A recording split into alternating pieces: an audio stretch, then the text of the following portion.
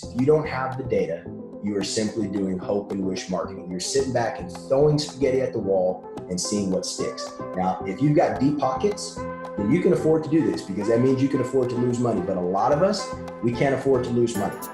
So we have to measure 6 or 7 times and cut once. And that's what this survey allows you to do. What's up, fitness fans? Welcome back to the Future of Fitness podcast and interview series. This is your host, Eric Malzone. And this is episode number 64. I talked to Dontre Doxley. So Dontre is a fitness entrepreneur, I guess is the best way to describe it. He's a former gym owner.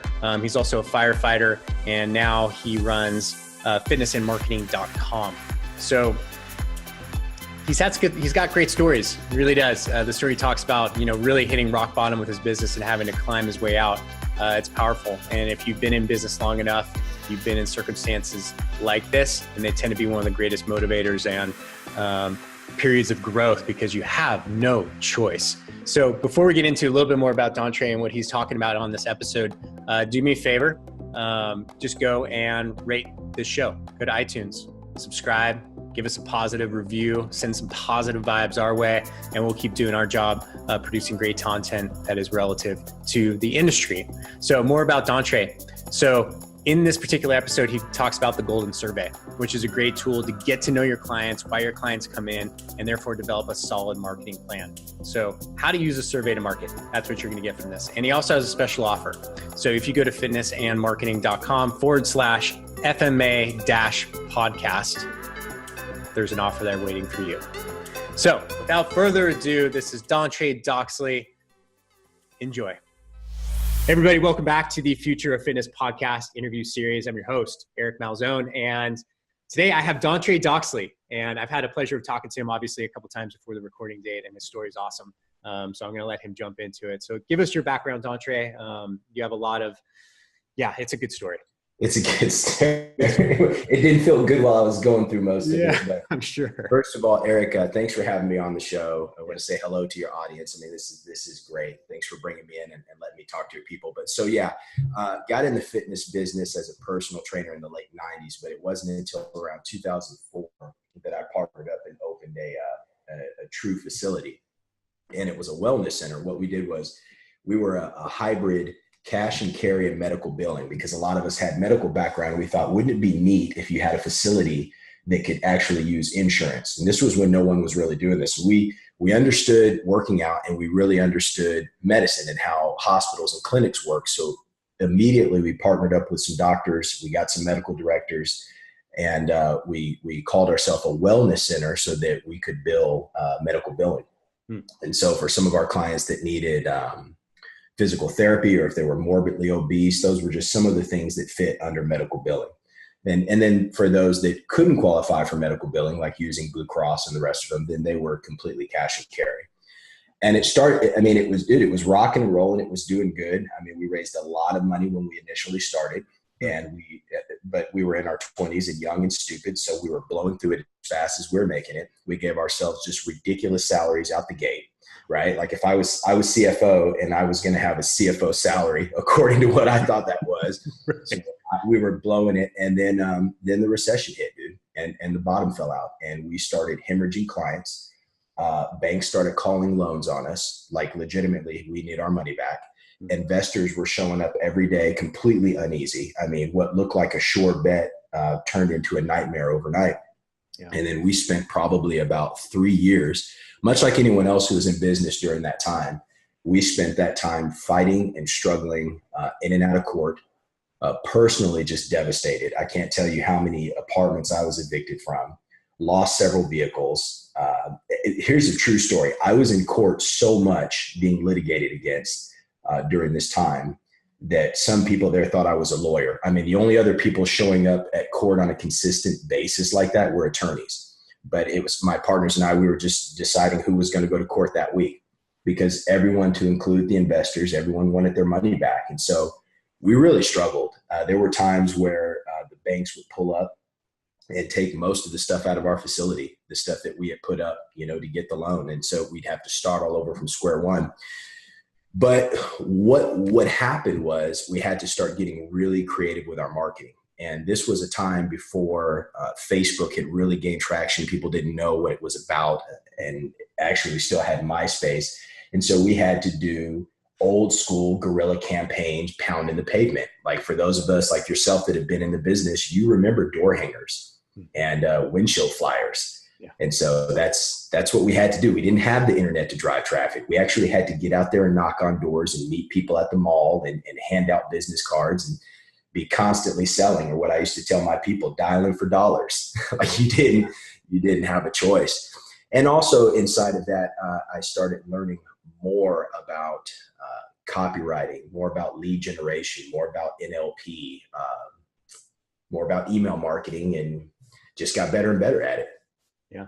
And that's actually what saved us in the end. And we bounced back stronger than ever. And before I sold my shares and got out of the business, I got out of that fitness facility altogether, we were going strong. We had completely rebounded. We're in the biggest facility we had been in. We brought on a physical therapist, and we were doing, hundreds of thousands of dollars in physical therapy alone.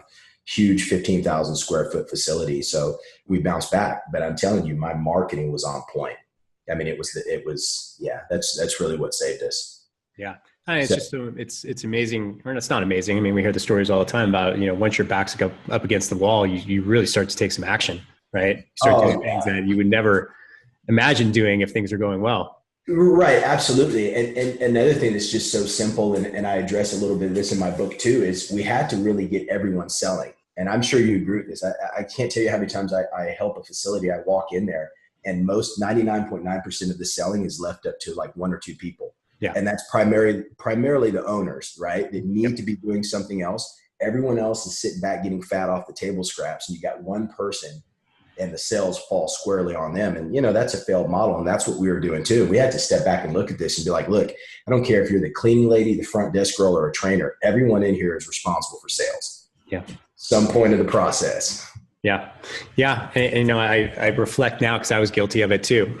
I did almost all the selling. Eventually towards the latter part of the facility ownership that I had, I would start to train people to do that. And, right. But you just, you're like, it's that thing where I'm just good at it. I've been doing it forever. I know I can close them. Right. Right. Right. Or this whole thing of, I want my trainers to just focus on training. Like I used to say that too. So, no, everybody sells. Yeah. Everybody. Yeah. So Dontre, tell us now, what's your evolution that you've formed into now? I mean, you've, talking before this, you've got different revenue streams, right? You've definitely diversified, and now you're really pushing into the fitness industry. Absolutely. I left the brick and mortar and told myself I'd never do brick and mortar again. It's just something I didn't want to do, but because of the trails we were blazing in that area and here in Tennessee, everyone was always coming back to me, emailing me, trying to get my phone number and said, hey, could you help us out? And I run into so many fitness guys that are good at training. They're really good at getting client results, but they're terrible at marketing. Yeah. And so I knew it was time for me to do something about it. So I recently started writing a book and helping people out the best I can. And that's when fitnessandmarketing.com started. And I haven't looked back. I'm enjoying helping people. Cool. How are you doing it, like one-on-one coaching? Are you doing courses? How are you doing it now?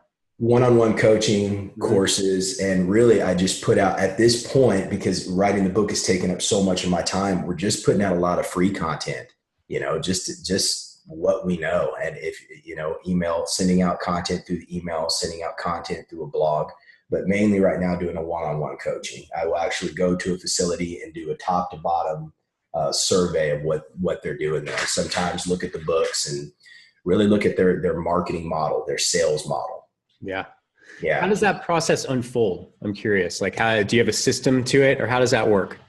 Absolutely. The first thing, yeah. So the first thing I want to know when I go help out somebody is, are we in dire straits? Like, at what point was I called to come help you? Is this just one of those, hey, we're doing good and we need a little bit more help? Or is this one of those where the doors are about to close in 30 days? And the reason I say that is this: I've been there. Okay. I know what that's like to have those deadlines where if you don't come up with a large sum of money, right, in 30 days, and I'm sure if you've been in the business, you understand this. Mm-hmm. you're going to lose something. So I first have to find out where they are in the journey. And there are some times where after we've got permission to look at the books and I sit down with my accountant, we look at the books, there are some times where unfortunately we have to tell people to stop throwing good money at bad. Okay. Like this is, it's over, it's done. But there are times where, people, their backs against the wall. If we have 30 to 60 days, we can get in there and run a campaign. We can run a quick campaign to come up with some money to stabilize them for a little bit. Right. Take the pressure off for a second, right? Because nobody likes to be in a pressure cooker. Take the pressure off for a second, and then that's when we can look at the systems. And the first thing I look at as far as the systems is sales. Because I believe we live and die by the sales. So we can fix the systems of the front desk.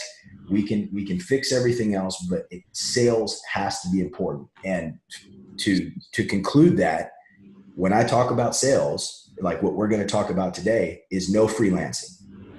So right off the bat, no freelancing, no hope and wish marketing. You don't want to go into the facility and you have one personal trainer, one of your trainers selling a package one way, and then another trainer saying it's something. No one is doing the same thing. So we immediately stop that. We give them proven sales scripts to use. Everyone uses the same sales script. And that gives us metrics too, right? Because then we know if the sales script is working or not. So everyone uses the same sales script. Everyone's saying the same thing right out the gate. And then we go from there and hopefully start generating them some money. Yeah. And what type of facilities are you working with? Is it bigger box gyms? Is it micro gyms? No, we're talking micro gyms. Mm-hmm. That's where my heart is at. The small boutique boot camps. Those are the guys, the small CrossFits. That's who I really, really want to help. At this point, we haven't really worked with any of the big box gyms. And a lot of those guys have a lot of red tape in their own way of doing things. But the small mom and pops, small boutique boot camps, those we love those guys. Yeah. And I think, and like I tell them when I first sit down with them, look, the community needs you guys. The world needs you guys more than ever. And I believe that. So my passion is to keep them in business. Awesome. Yeah, I love it, man. I totally agree. I mean, I've talked to my fair share of micro gyms every day, and there's no school, right? You can't go to school for that. You can't. There's very little. I mean, because it's such a new movement too. There's very little proven methods, and you see a lot of mentorship programs out there. Some are proven, some aren't. But really, it comes down to just getting in and learning the tough way. And yeah, exactly. And you know what? Hey, you and I, we learn the tough way. So anybody who's out there listening, you guys listen to the guys, the grizzled veterans that have been through it. All right.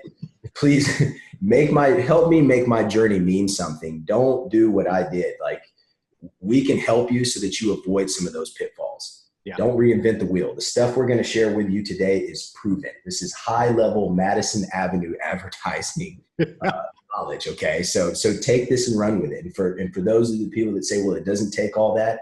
Yes, it does. Don't think for 1 second that you don't have to have a highly dialed in marketing plan. Yeah. You have to, or you're not going to make it. Yep. I love it. So let's get into it, man. Let's talk about some tactics, strategies. Lay it on us. What do you got? This is what I have. All right. This is the first step, because a lot of times in marketing, we put the cart before the horse. We automatically want to start writing sales copy. We want to start writing campaigns. We want to start promoting. And before we do any of that, I want to introduce what I call the golden survey. Right? I think it's completely important that we survey the audience that we have for several reasons, but one, to find out what they truly like about us. So today I'm going to break down the survey. I'm going to teach your audience the 5 simple questions that I use. All right. Now they're simple, but they're powerful. I'm also going to show you guys how to pre-qualify that survey on the front end, because not everybody that you know should get this survey. And then we're going to quantify the data, which is a very fancy way of saying interpret, right? Right. So the golden survey, like I like to call it, consists of 5 questions that we need to ask our clients. And this works as long as you have 5 or more clients. The first one is age, and the second one is gender. So age and gender. And you would be surprised at how many facilities do not know this ratio. And this is very important, because you need to know if you have more females, if you have more males, because that's going to affect your marketing message, right? Mm-hmm. That's the difference between, so we talk about, writing your sales copy and your promotions. That's the difference between saying flat tummies and ripped abs, right? Right. Both sound great, but they resonate with two completely different audiences. And if you don't know your ratio and you have a lot of mid-30s mommies, mid-40s mommies, if that's 70% of your group, guess what? They're not going to respond to ripped abs, right? But you have to know that first. Yeah. So age and gender. Age is also important so that you can have more age-appropriate training programs, especially if you have a lot of older people. So number one, age. Number two, gender. Number three, you should word it exactly like this. What do you find cool about us? Or what do you think is cool about us? And the reason why you want it casual, right, is I'm not a big proponent of uber professional franken speech, like corporate speech. Don't do that. Let's reach the people on their level. What do you think is cool about us? What do you think is hot about us, right? Yeah. So they'll answer. It's a very important question. Number four is equally important. Where do we suck? Right? Let's get right to it. Yeah. Where do we suck? Or here's another way of wording this one. Where do we hate about us? Or what do you hate about us? Now, hate is a real strong word, but let me tell you why I like this one.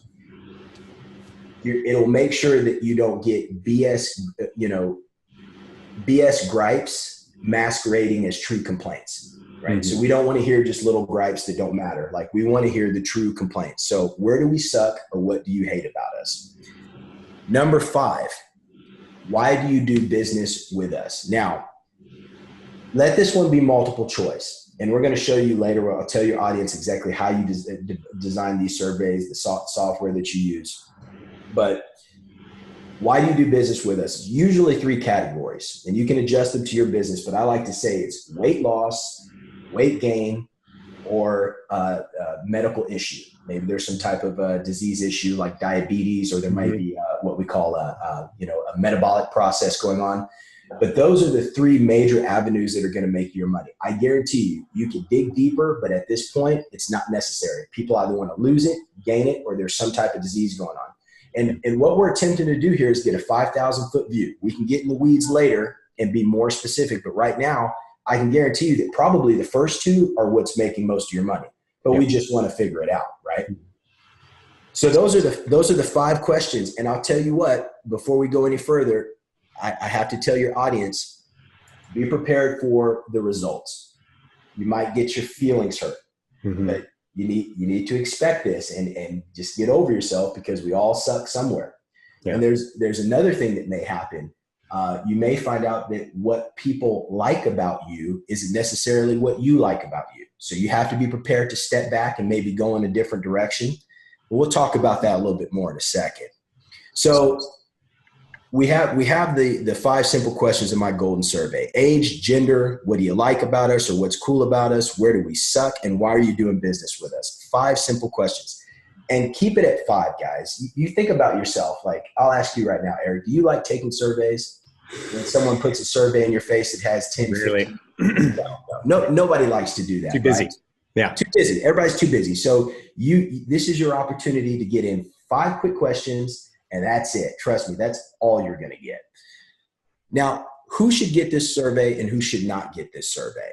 This is really important, because not all of your clients will get this survey. This is what I call pre-qualifying the survey on the front end, making sure the data you get is the data that you really need. We have 2 types of clients, and author Dave Crenshaw came up with this term. I can't take credit for it, but I love it. The first client is the MVC, or what stands for your most valuable client. This is the client that you love. You love to see them coming through the door. They have tremendous buy-in. Whenever you have a new product, they're pulling out their credit cards. They're on time. They're smiling. They're your mouthpiece in the community. They're always bringing referrals in. You love this client. You want to have more like them. But for every good, there's a bad, right? The opposite of the MVC is the LVC, the least valuable client. And for those of us that have been in business for a long time, we all have LVCs. Now let's talk about the LVC. The LVC shows up late to the workout routines. Their workout routines are spotty and lackluster, but they complain the most about results. They're always threatening you with refunds, all right? Getting money out of them is like pulling teeth. Maybe sometimes their cards don't go through. The bottom line is, if you didn't need to pay the rent, you probably would not want to deal with this client. This is the LVC. Now, why have I just shared that? because I do not want you giving this survey to the LVCs. We are not interested in what they have to say, because the simple fact is you do not want more like them, right? You don't want more headaches, more pains in the butt. You want MVCs. So in order for us to attract the MVC, the most valuable client, we have to understand what they like, and then we have to go out and find more like them using their language. And so that's how we pre-qualify it. We give the golden survey to our most valuable clients. Your LVCs, least valuable clients, leave them out of it. So go ahead, Eric. You had a question? No, I didn't. No, okay. I think it's great. And if I could add one thing, I mean, I've done my fair share of surveys in the past and none have been this simple. But what I really like too, which I think is a, a minor thing, but it makes a big deal, is you keep the first 2 questions simple. Because that starts people. If you start off with like, a multi-layer question, people are like, first thing they do is like, but if they start and all they have to do is click 2 things, like, oh, I'm 40% done already. Like, yeah, that's it. Absolutely. Yeah, dude, we want it easy. I mean, come on, we're adults. We have busy lives, right? So yeah. Okay, so now so we've talked about qualifying the data and making sure that we put it in the right hands. Let's talk about quantifying the data. And that's a very fancy way of saying interpret. None of this data means anything if we don't know how to interpret it, if we don't know how to read it. Because what we're hoping is that we can take the data from this survey and start to craft our basic marketing message. Remember what I said, we don't want to do hope and wish marketing. We're not trying to write down a bunch of sales copy that doesn't resonate with your MVC. We have to have the sales copy and the promotions that resonate with the MVC because we want more like them. So we're looking for a common theme, a common thread, and you will find one. I tell people this all of the time. You will find a common thread in these answers of what they like about you, of where you suck. You'll find a common thread in the age, even in the gender. That's why I said when you initially set out, you may have thought to yourself, I want a bunch of 20-some-year-old young males that are in good shape. A year later, you go look at your gym floor, you have 1 or 2 of those and you have 100 women, right? Right. That's just the way it works. Guess what? It is time for you to adjust fire, look at your marketing from a different angle, and go get more of them, right? The people that are actually paying your bills. So here's an example. Here's an example I like to use of some of the survey answers that we may hear. When it comes to what's cool about us, you may hear something like, the bathrooms are clean. A lot of people may say that your facility is very clean, or they never have to worry about getting a fungus or something like that. And so initially you're thinking to yourself, well, what can I do with that? Cleanliness and tidiness and organization is a very big deal for women. Believe it or not, you may think that simply being out on the floor and giving them a kick-ass routine is all they care about, but women it's clean bathrooms in a clean facility is huge to them. And if you want to get a good word of mouth going on, you have to have a clean, tidy, organized facility. So if you see this response coming back on your surveys, that's a good thing, right? You run a clean, tidy, organized facility. And then you can use that as a pivot point for some of your marketing. Let's look at another one. What if you get survey results that say classes always start on time, I'm in and out, I'm never late. That means that you are very punctual and you respect your client's time, which is also a good thing, right? How about this one? I can fit in my jeans again. I can see my abs. I've never felt better. If you see a bunch of these responses, Eric, what does this mean? This means that you get results, right? And so you can use that as a pivot point and start writing your marketing message around your strength. So whatever your strength is, that's where we're going to write the marketing message because we want it to resonate to our MVP. And we're simply using what they like about us, not what we like about ourselves. What we like about ourselves may not be resonating. Yeah. Make sense? It makes total sense, man. It's very simple and it gives people what most people need. A starting. Yeah, absolutely. So, right. So we got the golden survey, the 5 questions. That's how, and then pre-qualifying the data on the front end. And then of course, quantifying the data on the back end. And like I always like to say, once we have the data, it's like a scientist with empirical data. Breakthroughs are possible at this point, but we have to have the data in front of us. If you don't have the data, you are simply doing hope and wish marketing. You're sitting back and throwing spaghetti at the wall and seeing what sticks. Now, if you've got deep pockets, then you can afford to do this, because that means you can afford to lose money. But a lot of us, we can't afford to lose money. So we have to measure 6 or 7 times and cut once. And that's what this survey allows you to do. Awesome. I love it, man. And I think what the great thing about it is it's so actionable, right? Yeah. I mean, you can create it. So what platforms do you suggest? Like a Survey Monkey or Google? Absolutely. Yeah. So here it is. I've got 2 of them that I like to use. I like Survey Monkey and I like Mervey.com. And I'm sure that if somewhere in the show notes, you can put these down. And I also have something free to give your audience. We can discuss a little bit later. That's going to have all this information. So for those of you that feel like you've been drinking out of a fire hose the past 30 minutes, don't worry about it. We're gonna have a link so you can go get all this information. And but Survey Monkey and Mervey Monkey. Now, but here's the deal. Don't be intimidated by the tech and the software. I will tell you one thing. If you want to just get it done, go ahead and just go old school Microsoft Word. Get in there and bang out this survey on Microsoft Word, print out some copies of it, and put it in the hands of your MVCs. The tech that I'm going to show you, I mean, it's simple, it's sexy, it's great, but don't let that deter you. You can simply get a piece of paper and write the survey on there and pass it out. Especially like we said before, if your back's against the wall, remember what we talked about. Like if you got 30 or 60 days to make something happen, you might just want to go ahead and get a piece of paper and write the survey on it and start passing it around. Yep. And then you don't have to worry about spam boxes or, anything, it's getting in the hands of the right person, right? It's going to get there, which is a great point. I think, Google Docs is something we use all the time. It's free. Obviously it's really easy to use. And that's another one that's very, very simple and effective as well. Right.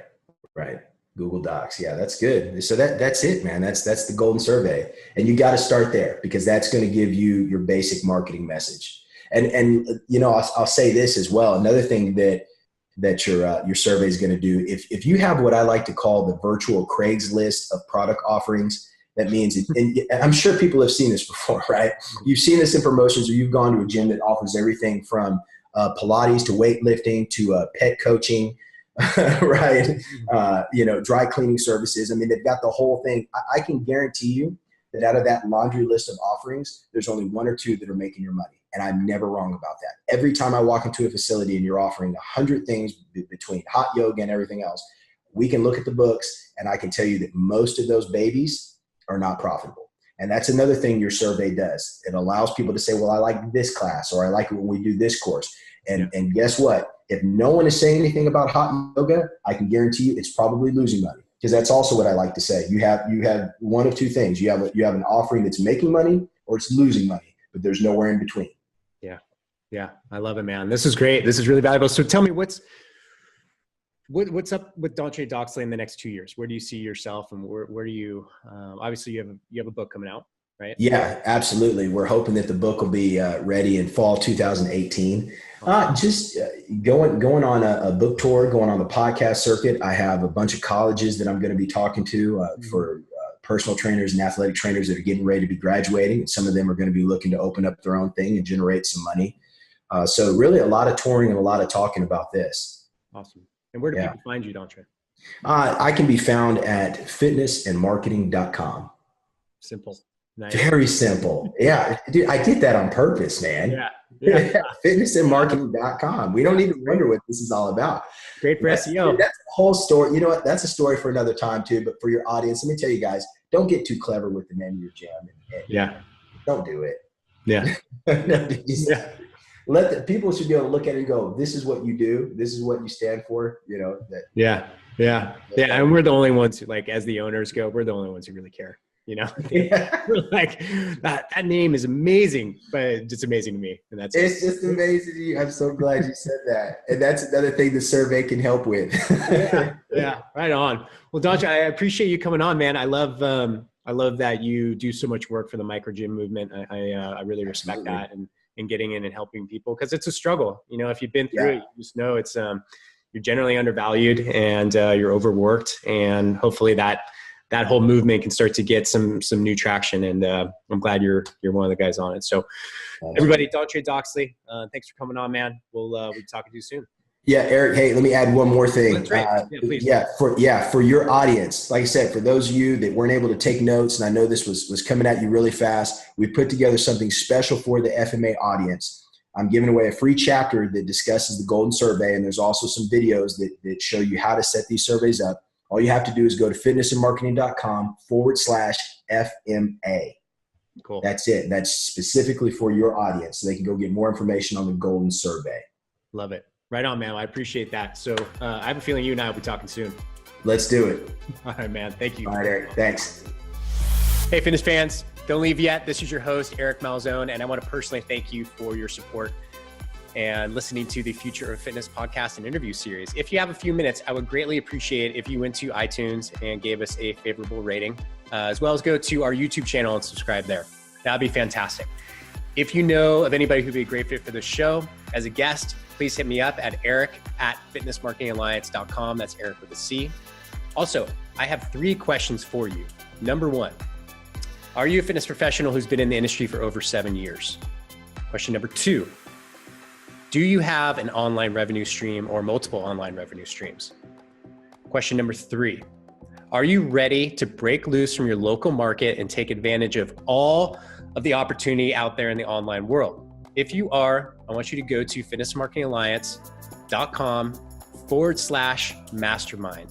This will lead you to our Level Up Mastermind group and all the information that you need to know. This is a group for high-level thinkers within the industry who are ready to break free. So go check it out. It's fitnessmarketingalliance.com/mastermind. Let us know if you have any questions. Thank you again for listening. I greatly appreciate your support. We'll keep it up from our end as well.